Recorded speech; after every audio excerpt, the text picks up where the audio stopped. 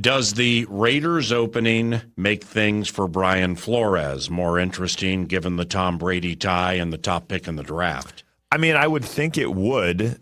The Brady tie certainly is going to be one that matters, and I think this came up a little bit yesterday too, but Brian Flores is probably going to have his best chances in a place where people know him, the good, the bad, everything in between, and are able to sift past the narratives that they've read. I mean, Brian Flores has been in the news a lot over the last few years for any number of different reasons, from how he exited Miami to the lawsuit to what he's done in Minnesota.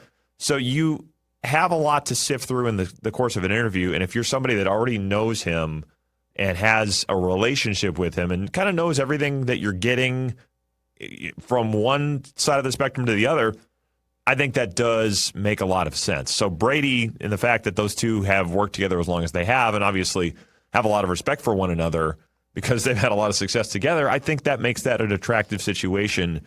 The question, I think, would be, if you're picking first and you're the Raiders, I mean, Brady's probably going to make the call on the quarterback. I would think Brady's going to have a lot to say about that. But are you saying Brian Flores is going to be the guy that develops this quarterback? I mean, that's going to be a lot of the question for them, whoever comes in, saying if we're picking one number one, and they wouldn't, this isn't a great quarterback class. They wouldn't have to do that, but you have to have somebody that comes in with a plan for that position, because they have been as lost at that position as anybody in the NFL, and that has a lot to do with the fact that they've gone through coaches as much as they have because they haven't won. So I think a lot of it for them comes down to that. And the question of, if you're Flores, do you have a plan to relate to your quarterback better than it went with Tua Tagovailoa in Miami?